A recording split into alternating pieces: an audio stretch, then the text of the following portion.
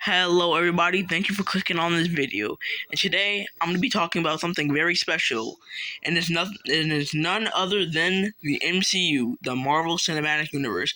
And guys, I love Marvel and I've seen a lot of these MCU movies honestly, and they are great. And you know what? I started to do a little fun project right here. I'm going to watch every single MCU movie phase by phase, and I'm gonna do a review about each phase and talk about every single movie in that phase.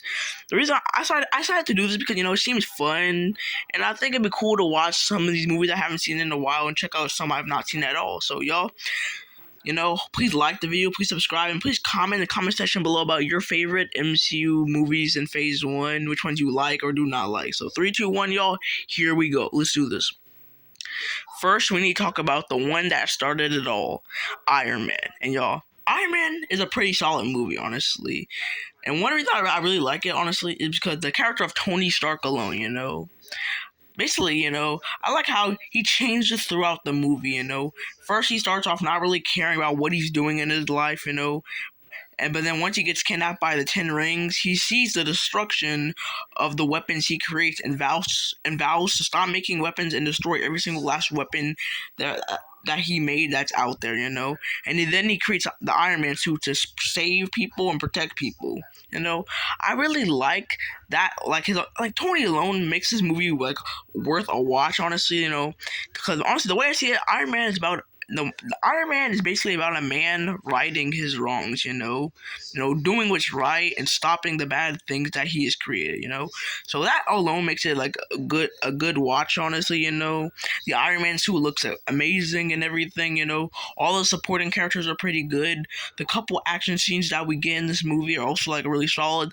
Only problem I really have with this movie is that the villain Obadiah Stane is just kind of he doesn't really have a motive to fight and kill Tony. I guess the only reason he's doing it is because he's not making weapons, which is kind of weak. But anyway, either way, Iron Man is a pretty solid movie, honestly. And I think it's a really good start to Phase 1. Now we move on to The Incredible Hulk. This movie is kind of seen as the black sheep of the MCU. And after watching this, y'all, this was my first and last time watching this movie, honestly. Because, y'all, I understand why it's the black sheep. This movie is so boring. This movie is basically Hulk runs away from the government for like an hour and 50 minutes, bro. That's the entire movie.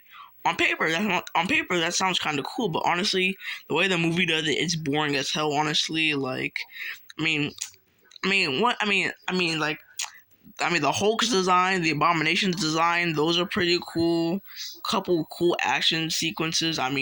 Plus we get the introduction of General Ross. That's kind of cool, but other than that, it's kind of boring. Like Bruce Banner himself is such a boring protagonist. Honestly, I don't care about her relationship with Elizabeth. It's just so honestly, like honestly, there were moments like after watching it, I started to get tired. I felt so sleepy when watching this, y'all. Like this film is just it's so forgettable. Honestly, I still watched The Black Sheep.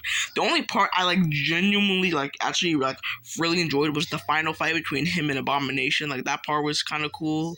Other than that, this film was boring as hell, and it for sure. I now understand why it's The Black Sheep.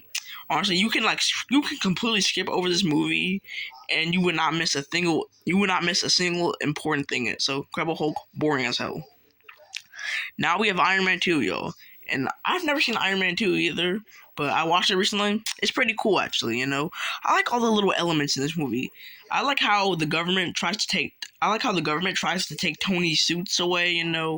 I like how Tony's arc reactor, which is saving him, is actually also killing him at the same exact time. I like how people start to doubt Tony and his Iron Man suit.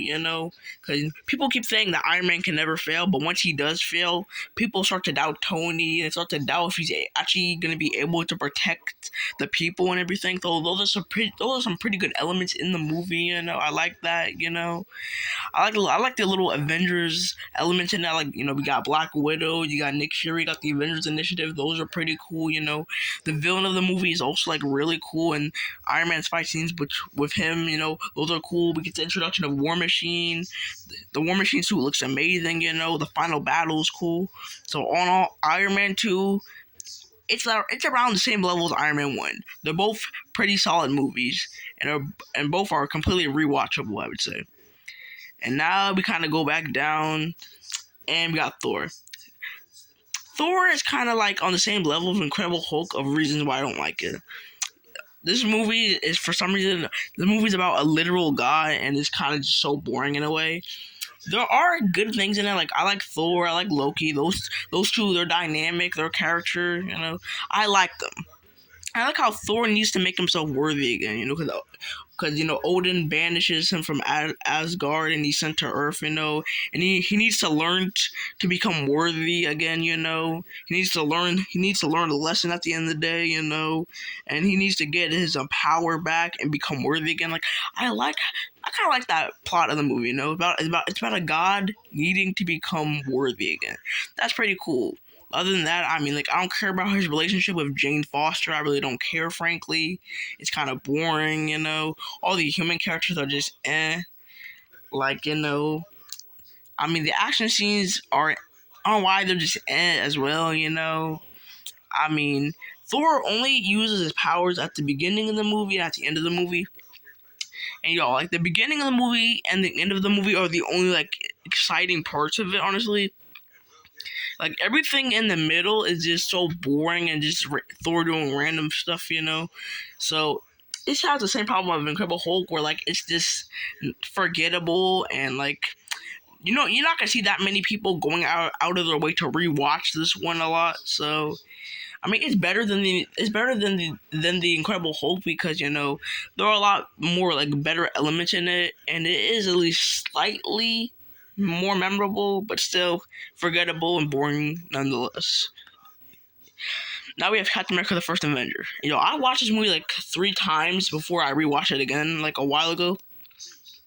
I remember this movie just being okay, but when I rewatched this movie a couple of days ago, this movie, like, actually, like, kind of fire, honestly.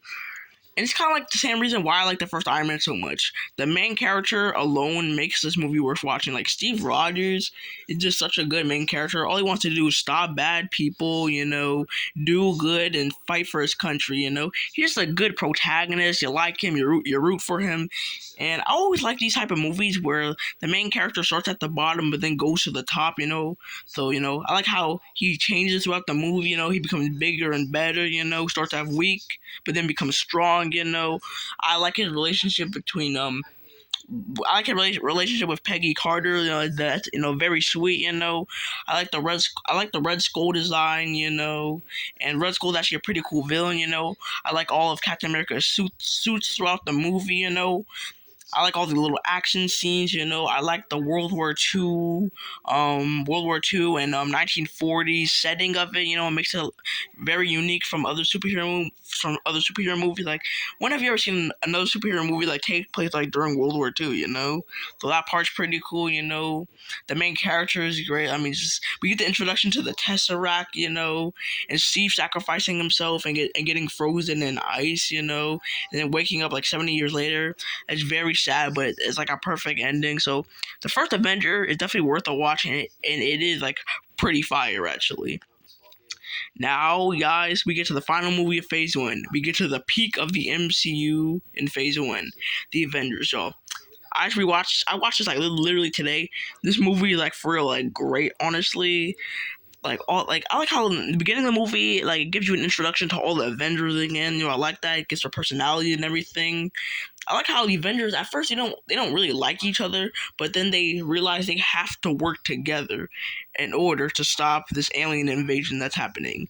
Loki's the villain again, but I'm happy with that because, Loki's just a great villain, a great character. He's just as great as he was in Thor and everything. all the Avengers get, have a time to shine. All the fight scenes in this movie are spectacular and great.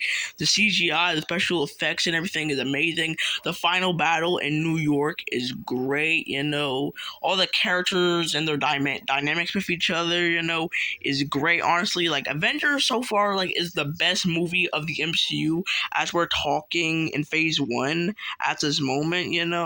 So overall, Avengers is peak at this very moment in Phase 1. Like I can watch this movie over and over and not get sick of it. It is great, honestly. And I think we're gonna leave it at that, y'all. Thank you for watching this video, y'all. And the Phase 2 video is gonna be out in like about 2 weeks or so, I would say. So keep an eye out for that. Please like and subscribe. Comment in the comment section. Comment in the comment section below about some of your favorite MCU movies. Tell me if you like any of the Phase 1 movies at all. And everything. So